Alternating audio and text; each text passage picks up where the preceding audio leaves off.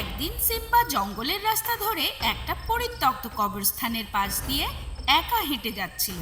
সেদিন ছিল পূর্ণিমার রাত। তারা ভরা আকাশে জ্বলজ্বল করছিল রূপোর থালার মতো চাঁদ। হাঁটতে হাঁটতে হঠাৎ সিম্বা ফিসফিসানির শব্দ শুনতে পেল। তার গা ছমছম করে উঠল। সে এদিক সেদিক দেখতে থাকলো। মনের ভুল ভেবে সে আবার হাঁটতে শুরু করলো।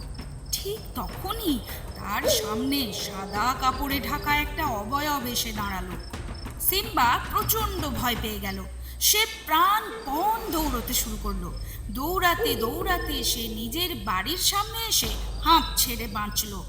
ওদিকে কবরস্থানের ভেতর অবয়বের সাদা ঢাকা সরে যেতে লাগলো, আর তার ভেতর থেকে বেরিয়ে এলো সিম্বার জিগরি দোস্ত বিল্লু। সে তখন সিম্বাকে ভয় দেখাতে পেরে হেসে কুটোকুটি। ভিডিওটি ভালো লাগলে আমাদের কমেন্ট করে জানান আর লাইক করুন। আমাদের চ্যানেলটিকে সাবস্ক্রাইব করে ঘন্টা বাজাতে ভুলবেন না।